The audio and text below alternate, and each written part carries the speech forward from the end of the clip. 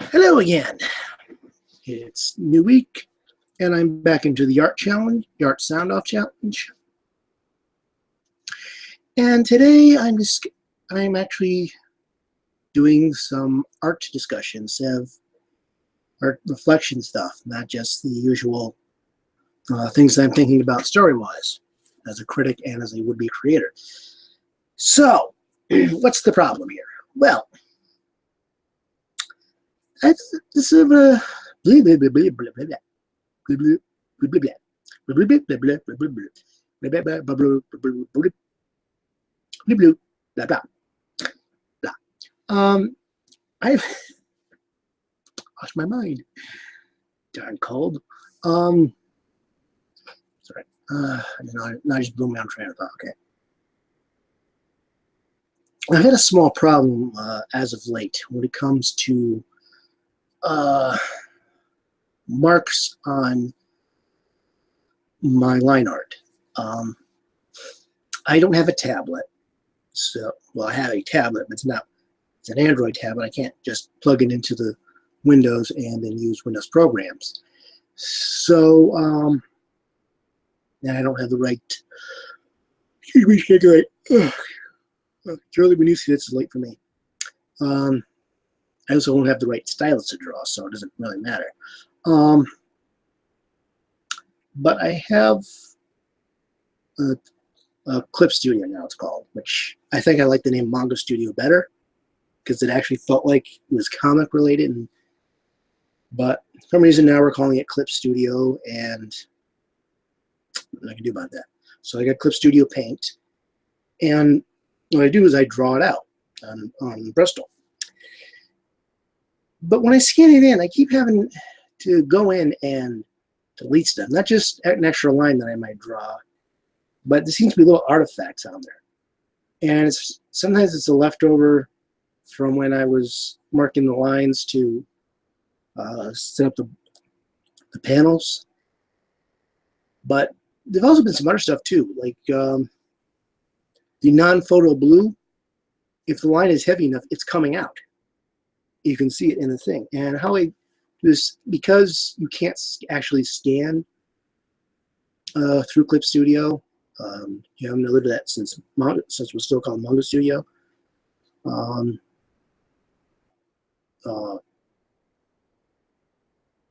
enhanced edition, what do you call it? Pro, something like that. I don't know. I scan first. I scan into Paint Shop Photo Pro, which is what I used to use to color until Manga Studio 5 came out. Because I tried using 4, it didn't quite work as well for me. Wasn't sure what I was doing. 5 was a little easier to get used to. And of course, Clip Studio continues that. They threw in a chance to do a 5-second animation, which I won't never use. There's a lot of features that I won't use as well. And there's not really any, all the Manga Studio, Clip Studio tutorials that are out there. None of them are about scanning pictures. It's all about drawing it with the tablet right there on the screen. So for people like me who only use it for coloring and lettering, I'm a little out of luck.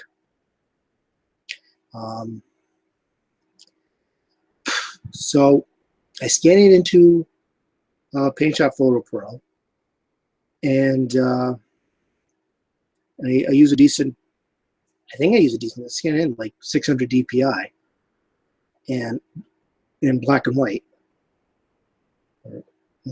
Yeah, I think it's black and white or grayscale, whichever way they call it. But that's what I scan it in, and then I resized it a bit so it's easier for my computer to work with. It's usually like 45 to 50, somewhere like that. I'm still playing around. Because it doesn't matter. What matters is what size I save it as when it's done. So I scan it, and then I use the curves feature, which was using when I was still, this is all washed out. When I was still using Manga Studio, or not Paint Shop Photo Pro to do my coloring. And that I could find some tips on and scan something in there and then start editing the comic. And so I use the curves and I make it so the line art is all nice and black and the white space is all nice and white. I get some leftover markers things that I have to go through in Clip Studio and take the vector eraser and erase stuff and click stuff away. And I mean, sometimes I do screw up a line so that I just redo it and like, well, I'll just take it out when I get in there. It's a little easier because this line, nobody's going to buy this line art. My comic's not that popular. So it'd be kind of a waste. I don't even know what I'm going to do with all the Bristol that I've got. If I become famous, it might be worth a few bucks. I don't know. But like I said, I get some of the tick marks from when I was posting it when I was setting up the panel borders. Sometimes I'll mark something wrong, sometimes I'll also put it in a certain position. And then there's the non-photo blue, which is not supposed to scan, but I'll get little marks from where maybe it was a little heavy as I was going over, because I use the blue to mark off the 1 inch above and below, which is where the dialogue will go. So it's something that I'm trying to figure out is how to fix that. And one other thing that's kind of bugs me on my end is sometimes when I'm inking, I forget to ink over a spot. Maybe I'm mistaking the pencil for the inking. I don't know if somehow I'm penciling too heavy or something, but I will miss a spot and then won't realize until I've already scanned it in. So I got to go through and try and fix it. Do you know how much trouble it is trying to draw with a mouse? It's not easy. So even just trying to make a straight line is sometimes a bit of a challenge. So that's something that I've been having to deal with. I've got to try to once I've done erasing the pencil lines, I need to remember to look over the line art. And I had a little extra time. I probably could have done it. There were lines that I didn't ink, but that's still not going to help all the there. So that's a bit of a thing. But it's just something I've been noticing lately. Is just, and even sometimes, even then, there's these little marks that have nothing to do with anything I did, but these little black dots in various places. I don't know if my scanner's dirty or if I'm making if the pen is touching a spot in an area that I wasn't drawing, or what's going on. But I got these. It's kind of annoying to see these little marks that I don't know where they came from, but there they are. They're there, and I've got to try to deal with it. So, in a way, I kind of envy the tablet people because they don't have to worry about this kind of thing. So I just do it right on the tablets or do it right on the computer. But there's not really any instructions for those of us who scan the art in.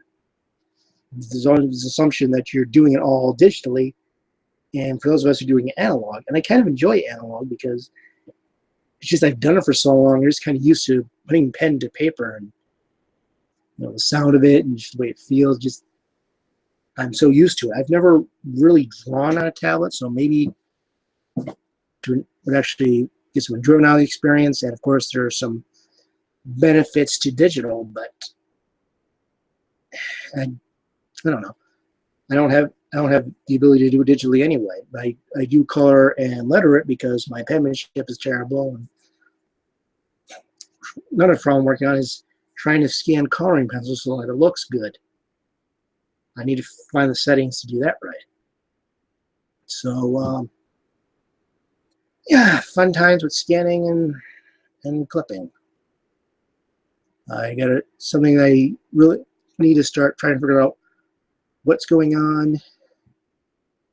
Trying to get myself to be done, and pay better attention and also try and find out why I'm getting these little marks that I don't need, or how to scan in coloring pencil. Although it's still color and letter on in Clip Studio, because it's just I think it looks better, and plus I can do a little more special effects, if not in Clip Studio itself, than by putting it back into PaintShop Photo Pro and playing with their filters to get like laser blasts or whatever to kind of stand out and look like it's a beam of light instead of just this big red line.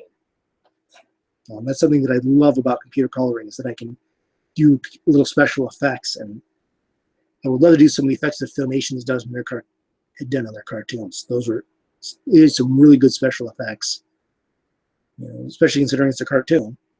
They didn't just draw the laser beam out; they actually somehow put a laser beam in as if, or it looked like a laser beam from a live action show. It looked like special effects I could see in live action, and I've always admired that. And I always like the things that I can do with computer coloring that I can really do with